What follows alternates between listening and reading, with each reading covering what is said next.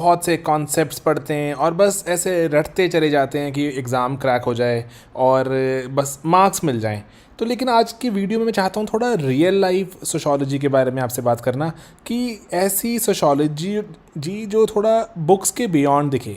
ठीक है, तो मैं आपको रियल लाइफ से कुछ एग्जांपल चुनकर यहाँ पे आपको दिखाता हूँ जो रादर रियल लाइफ से हैं, नॉट रील से उठाए गए, एंड शायद कॉन्सेप्ट्स बेटर समझ आएंगे। ठीक है दोस्तों, सबसे पहला जैसे दोस्तों एक कॉन्सेप्ट था वर्स्टेहेन का। इसको वैसे फर्स्टहेन कहते हैं शायद जर्मन वाले लोग। तो जर्मन वर्ड था, वेबर ने समझाया, में वेबर ने बोला कि जो सोशोलॉजिस्ट्स हैं उनके लिए वर्स्टेहेन करना ज़रूरी है।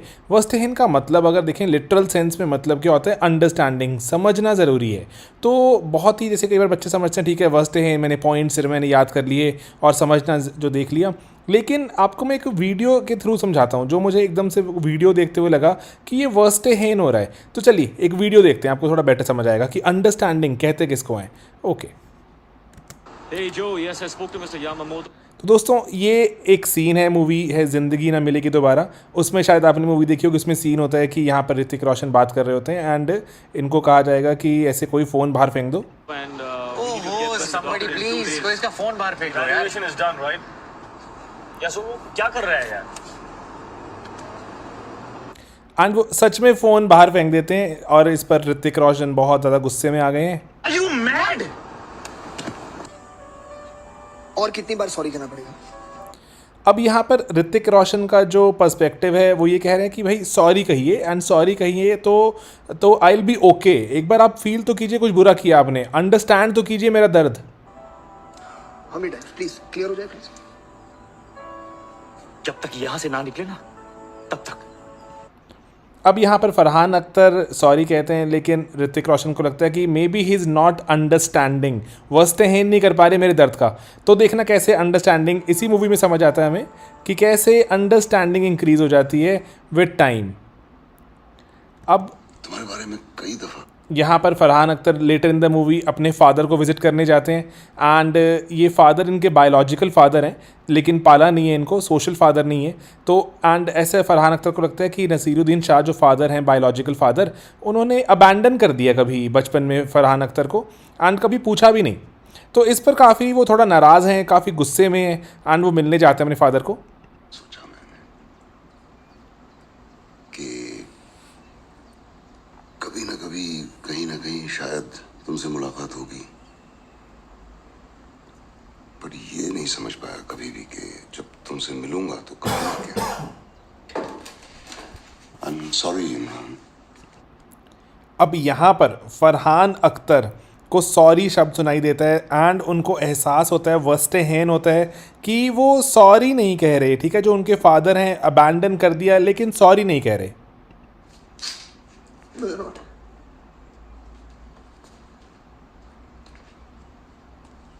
कुछ कर सकता हूँ मैं तुम्हारे लिए? सॉरी तब कहिएगा जो प्यार से निकले प्लीज।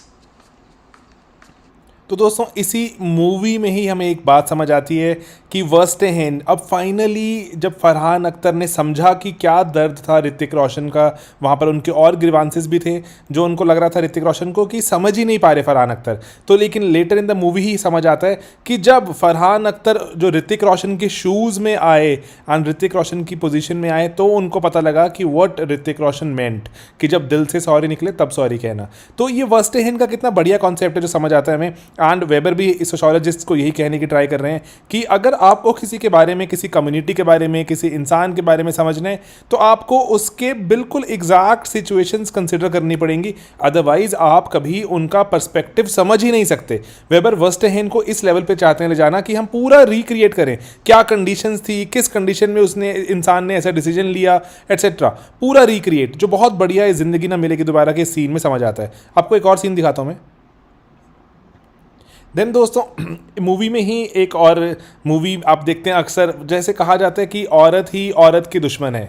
ठीक है, तो औरत ही औरत की अगर दुश्मन है कहा जाता है, लेकिन दोस्तों अगर हम देखें ना जो डेटा अगर चेक करें, एक बहुत ही बढ़िया आर्टिकल भी था, तो आर्टिकल में कहते हैं कि ना जो सबसे ज़्यादा क्राइम किए जाते हैं वो मैन द्वारा किए जाते हैं एंड जिस पर क्राइम होता है वो भी मैन होते हैं। तो आइडियली तो एक मर्द ही मर्द का दुश्मन होना चाहिए, ये लगना चाहिए हमें डेटा को देखकर कि सारे क्राइम मर्द कर रहे हैं एंड सारे क्राइम्स हो भी मर्द पे रहे हैं तो मर्द ही मर्द का दुश्मन है। लेकिन ऐसा कभी कहा क्यों नहीं जाता? ठीक है, एंड अगर कहा भी जा रहा है तो क्या कहा जा रहा है कि औरत ही औरत की दुश्मन होती है। क्या मतलब हुआ? एक कॉन्सेप्ट है सोशोलॉजी में पेट्रियार्कल बार्गेन। तो पेट्रियार्कल बार्गेन में हम समझते हैं कि किस तरह से विमेन जो सरवाइव करने के लिए जो मेन द्वारा जो चलाया जा रही है दुनिया है, पेट्रियार्कल वर्ल्ड है, वहाँ पर विमेन सरवाइव करने के लिए क्या करती हैं? विमेन मेन के तरीके अपना लेती हैं एंड मेन की कंपनी का पार्ट बन जाती हैं, मेन का साथ देती हैं एंड बाकी विमेन को सप्रेस करती हैं, ताकि वो जो जिस औरत की बात हो रही है जो बाकियों को सप्रेस कर रही है वो थोड़ा पोजीशन में ऊपर आए, थोड़ा स्टेचर उसका बढ़े, थोड़ी इज्जत उसको मिले बाकी मेन द्वारा। मैं आपको एक वीडियो के थ्रू दिखाता हूं। मुबारक हो, मुबारक हो। ये बंटवारा एक मूवी है बहुत पुरानी, आपने हज़ारों ऐसी मूवीज़ देखी होंगी जिसमें ललिता पवार जी हैं और ललिता पवार एक्टिंग बहुत बढ़िया करती थी। पहले तो वो विलेन वैम्प बनती थी, बाद में लेकिन लेटर ऑन उन्होंने एक सास का रोल इख्तियार किया और ऐसे सास में वो विलेन वाली सास की हमेशा ही जो गुस्से में और डांट रही है बहू को। ये लो मेरी तरफ से अपनी शादी के तोहफे। अरे ये क्या? बहन की शादी का जहेज। शादी के बाद नीलमा इस घर में इससे झाड़ू देगी और इस टोकरी में गाय भैंस का गोबर उठाएगी।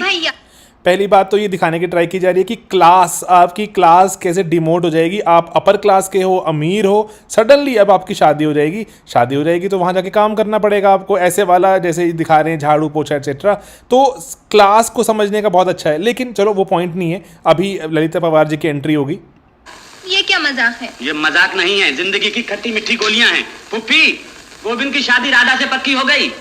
गोविंद की शादी घर की नौकरानी से? इसी बात को तो मैं रो रहा हूँ कि शाम से शादी के बाद नीलमा का दर्जा भी एक नौकरानी के बराबर हो जाएगा। पुप्पी, मुझे तो शक है कि तू भी इन कमीनों के साथ मिल गई। यहाँ पर जो दिखाया जा रहा है कि जैसे कि अगर मेल है जो एक डोमिनेंट मेल है परिवार में, वो कह रहा है कि आप जो कि दूसरे एक जेंडर को, सेक्स को रिप्रेजेंट करती हैं, आपने भी हमारा साथ छोड़ दिया एंड अकॉर्डिंगली अगर आपने हमारा साथ छोड़ दिया तो आप भी अब समझिए कि आपकी पोजीशन भी गई। आपको जो हम जो एक दर्जा दे रहे थे वो दर्जा समझिए गया। तो लेकिन यहाँ पर suddenly Lalita Pawar will react and she will say नहीं मैं तो आपकी टीम में ही हूँ। क्या बकता है?